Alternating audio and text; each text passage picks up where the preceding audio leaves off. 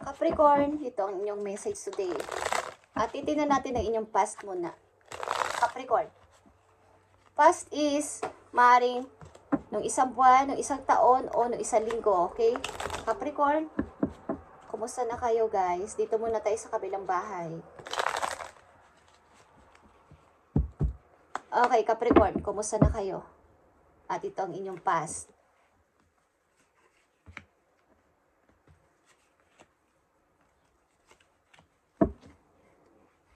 Ang inyong past is Queen of Pentacles, yeah.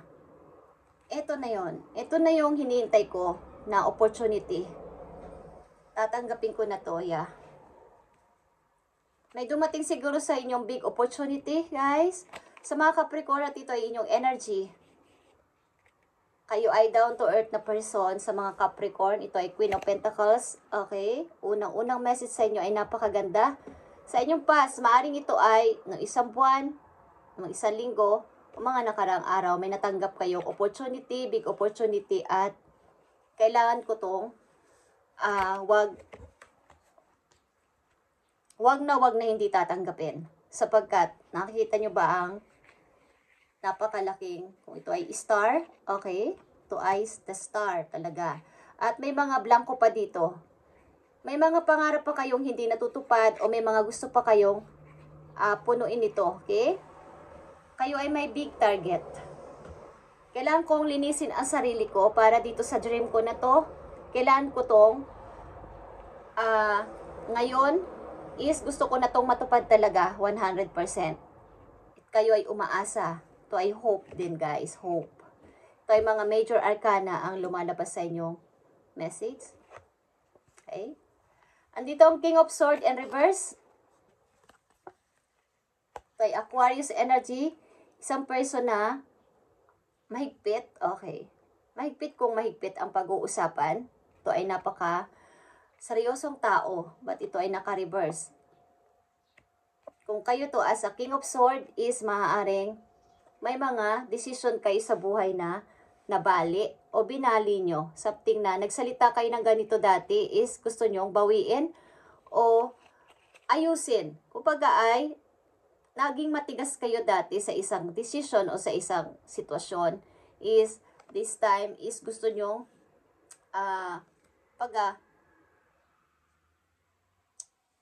i-fix ang isang bagay na napagdesisyonan nyo ng parang madalian o merong mga nasaktan, may mga hindi naging maayos dito sa sitwasyon na to. At nandito ang King of Cups in reverse. Okay. Meron ditong tao na ito ay Scorpio energy. Meron ditong tao na nasayang, okay? Nasayang yung pag-ibig ko. Nasayang yung emotion na ininvest ko sa'yo. Okay? But ito ay naka-reverse, guys. At kung ito ay pag-ibig, kayo ay may dalawang person din na hindi na kinakausap o hindi na pinapansin o winaglit na sa inyong isip sapagkat andito yung inyong focus sa inyong dream, sa inyong target sa buhay. Okay? Ito ay mga person maybe na inyong tinanggal na sa inyong buhay, 2 person, okay, kung kayo ay nasa pag-ibig. At kung ito ay nasa sitwasyon nyo, is andito yung character ninyo as a masculine na ito ay sa pagdedesisyon at sa emotion is pinaghahalo-halo nyo, okay, winimix nyo na kailangan hindi na ako maging matalo ng aking emotion sa susunod. At kailangan din sa aking pagsasalita is lalagyan ko na rin ng preno sa susunod. Iiwasan ko na yung mga harsh na words. Aking gagamitin sa aking pagsasalita. Okay. Meron kayong paglilinis na ginagawa sa inyong sarili para dito sa opportunity na to. Okay, Capricorn, tingnan natin ang message na to at kung ito ay person din ninyo is titinan din natin kung ito ay lalabas sa inyong kasalukuyan. Itong dalawang energy dito na King of Swords and King of Cups na naka-reverse. Tingnan natin to guys. Okay. Pagpatuloy natin ang inyong message sa inyong kasalukuyan naman ito guys. Titingnan natin.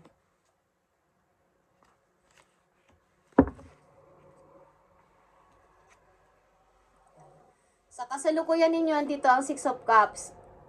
May mga namimiss kayong tao sa inyong buhay na naiwan ninyo kung saan. Bawa kayo nasa malayo, kayo nagtatrabaho sa malayo. At sila yung mga naiwan nyo sa inyong bansa, sa inyong country, is namimiss nyo at gusto nyo makita o ma-banding. Capricorn, yan dito, Six of Pentacles, tuloy-tuloy kayo sa pagiging isang mabuting tao at pagtulong sa kapwa sa paligid. Kahit ano pang kasarian nito at kalagayan sa buhay, ay wala kayong kinikilingan kung ito man ay kayo niloloko, nagsisinungaling ba to. Basta nakita ninyo na medyo nangangailangan ng tulong is, hindi kayo nag-aatubili na bigyan sila ng help. Lalo na sa lansangan, Capricorn. Okay? At nandito ang Justice. Maring may mga dumating sa inyong sitwasyon sa kasalukuyan na kailangan ng desisyon nyo. At andito yung inyong pagmamanage kung ano ba ang dapat kong gawin dito. Hindi na kayo basta-basta talo sa inyong emotion about dito. Kung ito man ay sila ay tama o mali, kailangan kong mag-decide ng tama dito. Kung sino yung mukhang kawawa o hindi, is wala akong magagawa at ito ang aking desisyon. Okay, Capricorn? May mga ganito kayong issues sa kasalukuyan. At titingnan natin to, guys. Para sa Capricorn, ngayon ay June 9, guys. Ito inyong message ngayong June 9. Mukhang may magandang opportunity na dumating sa inyong buhay at inyong tinanggap ng buong puso. At sa susunod, sinasabi nyo sa inyong sarili na gagawin ko ng lahat. Magpo-focus na ako dito at wala nang sasayangin panahon dito. Tatanggalin ko na mga bad habit ko. Kahit na yung maaaring, ang ilan sa iyo dito ay nandito ang temptation at the death at the high priestess. Okay. Pipilitin nyo na wag na maugnay o masangkot sa isang mga unhealthy relationship or third party. At puputulin nyo na ang pakikipag-ugnayan dito kung kayo ay nandito. Capricorn. Tingnan natin. Mga paparating na message po you. June 9, 2025. Sa mga Capricorn, I need message for Capricorn. Okay. Ten of Swords is here, guys. Nakakaisip talaga kayo ng mga bagong umpisahan na may halo na itong practical na decision sa susunod. Hindi na ako magpapatalo sa aking emosyon at gagawin ko ng lahat para dito sa aking bagong mga i-start sa buhay. Hindi na ako magpapaloko, hindi na ako magpapa-stuck dito. Okay, paparating na message po you, Ten of Cups. Ito ay maaaring sasama-sama ng isang buong pamilya, pagbabanding again ng isang pamilya, kaya nandito ang Six of Cups. Maaaring kayo ay may binubuo ditong plano bago nyo sila makita is kailangan nyo fully natupad nyo ng inyong pangarap. Maaaring may plano kayo sa inyong pamilya kung ito man ay mga anak ninyo o inyong mga magulang o kapatid is gusto nyo magbanding someday. Okay, Capricorn? Nandito ang Four of Cups and reverse. Ibig sabihin nito ay andito na kayo sa sitwasyon na hindi na kayo nagda-doubt.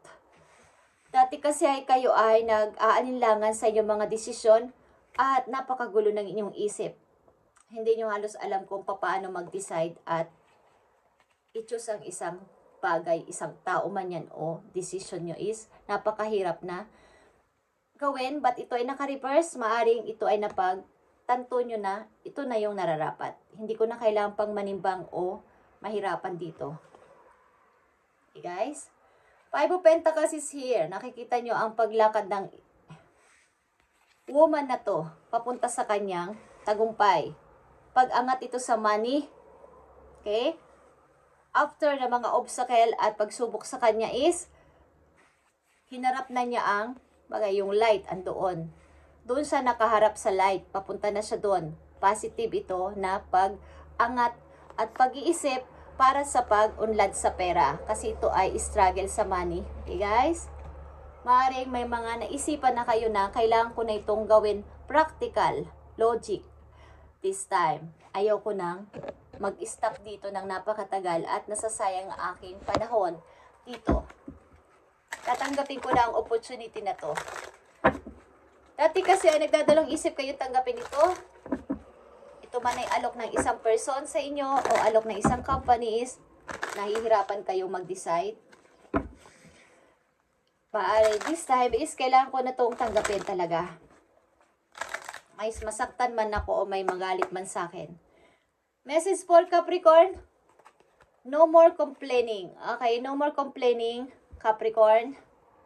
Complaints are affirmation of victimhood, which is never true spiritually. Take back your God-given power by affirming that you have an abundance of choices and freedom. With your increased confidence and assertiveness, watch this positive affirmation blossom into reality. Okay. Tama na yung pagko-complain. Bawa kayo ay dati ay mapag-complain. Bakit ganito God? Ang dami ko ng mga na-pray sa'yo, na-wish. Bakit kailangan ang tagal? Hindi dumarating. Something na tigilan nyo na itong pagko-complain kay God. Tigilan nyo na itong pagtatanong sa Kanya ng kung ano-ano sapagkat kung kayo ay nandito sa time na kayo ay papunta na sa pag-move on talaga at pagtupad ulit sa mga pangarap na naudot sa inyong buhay at ito ang inyong pinagpipray doon ay ito ay narinig na ni God. Okay? Sapagkat nandito ang star, ito ay hope. Something na ang hope kasi always there. Hanggat ikaw ay umaasa, may darating. Kapag hindi ka kasi umaasa na baka o sakali at tumigil ka na, nag-give up ka na, is walang darating talaga. Nakita o narinig na ni God ang inyong mga mahabang pagpipray at nakita nilang inyong ginagawang pagmumubing dito at intention. So kayo ay bibigyan ng napakagandang gift galing sa inyong mga guidance. Okay? Kumbaga ipagpatuloy nyo lang ito at ito ay magiging reality. Capricorn. Maging reality ito. Para sa mga Capricorn, ibigay mo pa ang tamang message dito para sa kanila.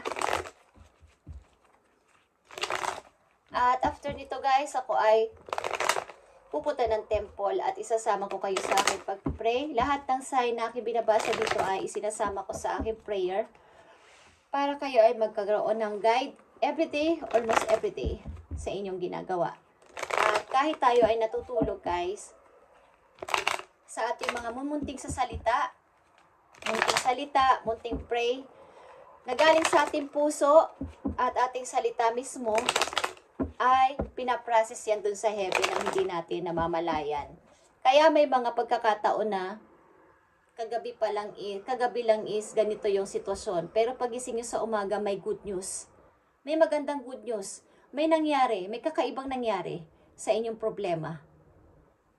Sapagkat habang kayo ay natutulog ay pinaprocess yan dun sa langit. Depende sa inyong intention, sa inyong puso. Kaya wag niyong kakalimutan na magdasal. Kahit gaano kayo ka-busy, kahit saan kayo pupunta, nandun man kayo sa, basta wag niyong pababayaan na hindi kumibot ang bibig ninyo sa pag-thank you at paghingi ng minuto man yan, segundo man yan, is wag niyong kalimutan tumawag kay God at yan ay maririnig doon directly.